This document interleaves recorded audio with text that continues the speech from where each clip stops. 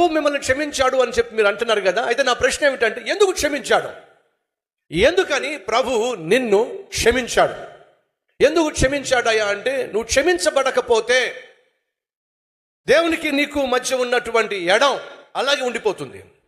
దేవునికి నీ మీద ఉన్నటువంటి కోపం అలాగే ఉండిపోతుంది. మనం తప్పు చేసిన ప్రతిసారి దేవుని కోపాన్ని రేపుతున్నాం, దేవునితో ఉన్నటువంటి సత్సంబంధాన్ని పోగొట్టుకుంటున్నాం, దేవునికి మనం దూరం అయిపోతున్నాం. పాపం చేసిన ప్రతి సమయంలో దేవుని రాజ్యానికి వ్యతిరేకంగా మనం తప్పు చేసి దేవుని కోపాన్ని రేపుతున్నాం. ఫలితంగా ఎప్పుడైతే మనం దేవుని కోపాన్ని రేపుతామో మన జీవితంలో నష్టపోతాం, కష్టాల పాలైపోతాం, కన్నీటిలో గుండా వెళ్లాల్సి వస్తుంది. తండ్రికి శత్రువుగా తయారై కొడుకు అభివృద్ధి చెందగలుగుతాడు అంటారు. ఒకసారి ఆలోచించండి. మీ అబ్బాయి ఉన్నాడండి, వాడు బుద్ధస్తమాను మీకు వ్యతిరేకంగా వ్యవహరిస్తున్నాడండి, మీ మాట వింటలేదండి, తిరగబడుతున్నాడండి, చెయ్యెత్తుతున్నాడండి, వాడు బాగుపడతాడా? వాడు బాగా చదువుకుంటాడా? వాడు ప్రయోజకుడు అవుతాడా? వాడు ఫీజు ఎవరు కడతారు? వాడికి అన్నం ఎవరు పెడతారు? వాడికి కష్టం వచ్చినప్పుడు ఎవరు ఆదుకుంటారు? తండ్రే కదండి. వాడికి ఏ కష్టం వచ్చినా, ఏ సమస్య వచ్చినా, ఏ ఆపద వచ్చినా, వాడు స్కూల్ ఫీజు కట్టాల్సి వచ్చినా, ఆరోగ్యం బాగోకపోతే హాస్పిటల్ తీసుకెళ్లాల్సి వచ్చినా ఎవరండి చేసేది? తండ్రే కదా, తల్లే కదా.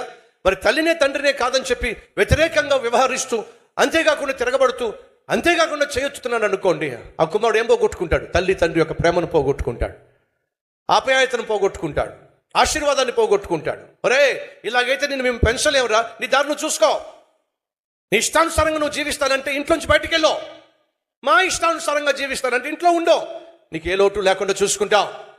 నువ్వు నీ ఇష్టానుసారంగా జీవిస్తానంటే దేవుడు అదే అంటాడు, నీ ఇష్టానుసారంగా జీవిస్తానంటే వెళ్ళో, నీ ఇష్టానుసారంగా జీవించు. నా ఇష్టానుసారంగా జీవిస్తానంటే నా ఇంట్లో ఉండో. ఈరోజు మనలో కొంతమంది మేము ఇష్టానుసారంగా జీవిస్తున్నారు. క్షేమం కాదు సుమా. నీ ఇష్టానుసారంగా నువ్వు జీవిస్తూ, నీ ఇష్టానుసారంగా నువ్వు తిరుగుతూ, నీ ఇష్టానుసారంగా నువ్వు తాగుతూ, నీ ఇష్టానుసారంగా అపవిత్రమైనటువంటి పనులు చేస్తూ దేవుని దగ్గరకు వచ్చి ప్రభువా నువ్వే నా తండ్రివే అన్నట్లయితే దేవుడు అంటాడు, నేను నీ తండ్రిని కాదు, నీ తండ్రి సైతాను. అదేంటి ప్రభు అంత మాట అన్నావు? తప్పు చేసే, తప్పుడు పనులు చేసే ప్రతి ఒక్కడు కూడా సైతానుకు కొడుకో, సైతాను యొక్క కూతురో.